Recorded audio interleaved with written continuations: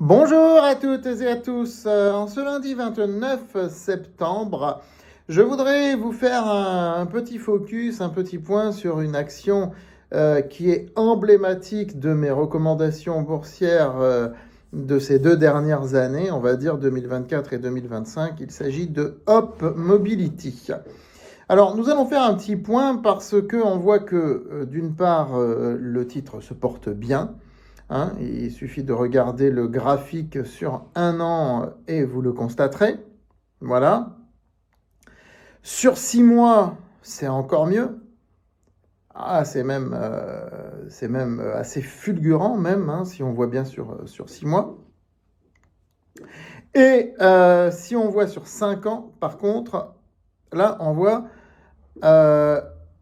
peut voir le verre à moitié vide qui est de dire ah, qu'est-ce que ça a baissé, ou le verre à moitié plein de dire oh, qu'est-ce qu'il y a comme potentiel à rattraper. Voilà. Donc, Hop Mobility, ce n'est pas un équipementier automobile au sens classique. C'était Plastic Omnium avant. Hein, ce n'est plus un équipementier automobile au sens classique. C'est une société positionnée sur la mobilité. La mobilité, ce n'est pas que l'automobile. La mobilité, c'est aussi les trains, c'est aussi ça peut être les bateaux, ça peut être les avions. Bon, là, c'est pas tellement le cas, mais en tout cas, c'est l'automobile, c'est les trains, c'est les engins électriques, c'est plein de choses. Ça peut être la mobilité aussi des chariots industriels, etc. C'est une société qui vend des systèmes pour ce qui est mobile, pour tous les engins mobiles. Et qui, quand je dis système, c'est tous les systèmes d'éclairage, mais aussi les systèmes de carburation. Et Hop Mobility est à la fois positionné sur l'électrique, sur les batteries, etc., donc sur toute cette mutation qu'il y a vers l'électrification des véhicules, quels qu'ils soient, hein, ça ne concerne pas que l'automobile, encore une fois, hein, l'électrification est partout. Mais Hop Mobility est aussi très largement positionné sur les réservoirs. Donc, si le carburant ne s'éteint pas aussi vite qu'on le pense, et moi je crois profondément que ça ne va pas s'éteindre aussi vite qu'on le pense, ou aussi vite qu'on veut nous le faire croire, il reste sur ce segment-là de très belles années à Hop Mobility. Et Hop Mobility est aussi positionné sur tout ce qu'il peut y avoir d'alternatif entre carburant et électrique. Par exemple, l'hydrogène. L'hydrogène, c'est émergent, c'est un thème émergent. On en parle depuis plusieurs années, mais un jour, c'est peut-être un narratif qui va véritablement s'imposer. Je veux dire, aujourd'hui, les sociétés qui sont sur l'hydrogène, elles n'ont pas un statut social extraordinaire, mais c'est une niche et c'est considéré comme tel. Et si les projets sont intéressants, c'est valorisé. Lorsqu'il ne se passe rien, je veux dire, ça vaut plus rien, on est d'accord. Le marché n'est plus, comme il y a quelques années, à pricer à 500 millions toute start-up qui se lance dans l'hydrogène. Mais ça, c'est le cas pour tous les sujets émergents. Et puis après, ça s'affaiblit. Mais lorsqu'une société se développe sur le créneau et que le créneau montre de la rentabilité et tout ça, là, c'est pricé, là, c'est valorisé par le marché.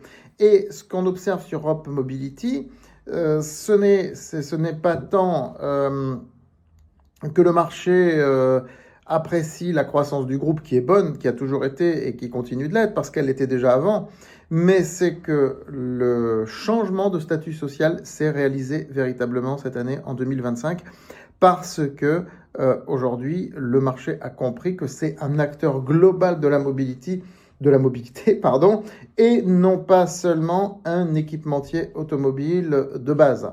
Voilà, c'est ça qui est important. Donc, le marché a acté cela. Et moi, lorsque j'ai recommandé cette valeur, c'était il y a 1 an et demi maintenant, en avril-mai 2024, pratiquement 1 an et demi, c'était justement sur ce principe. J'ai dit ce n'est pas un équipementier automobile, c'est un acteur global de la mobilité. Et le marché va finir par en prendre conscience. D'ailleurs, Hop Mobility est l'une des valeurs qui m'a poussé à apprendre, à approfondir mon approche sociologique, qui était, comme vous le savez, là depuis longtemps, qui s'appelait tendance heuristique, analyse heuristique, etc., que j'ai vraiment formalisé en approche sociologique cette année, Hop Mobility est une des sociétés, justement, qui m'a poussé intellectuellement à le faire. Voilà. Donc, c'est un titre que j'avais recommandé vers les 12 euros hein, à l'époque. Là, on est plutôt en train d'approcher les 14, comme vous l'avez vu tout à l'heure sur le graphique. Mais le titre a baissé. Ça arrive souvent, ça, hein, on ne peut pas le nier. J'ai recommandé de renforcer et nos abonnés sur le portefeuille croissance ont un prix de 9 euros et quelques.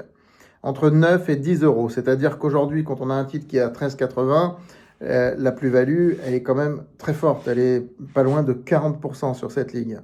Voilà. Donc, si on revoit le graphique à 5 ans, eh bien, on voit que si le bouchon des 14 euros, il saute, mais quand je dis 14, c'est pas 14 tout net, hein, ça peut être 14,20, 14,30, eh bien, à ce moment-là, il y aurait un potentiel d'aller vers les 18 euros.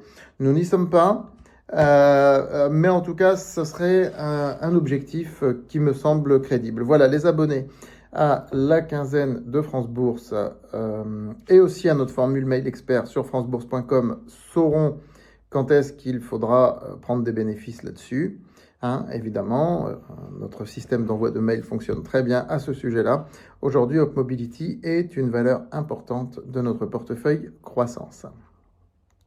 Je ne voulais pas dire au début de vidéo, mais je vous le dis maintenant, n'oubliez pas de liker, de partager et de vous abonner à cette chaîne YouTube. Je vous retrouve très vite, à bientôt.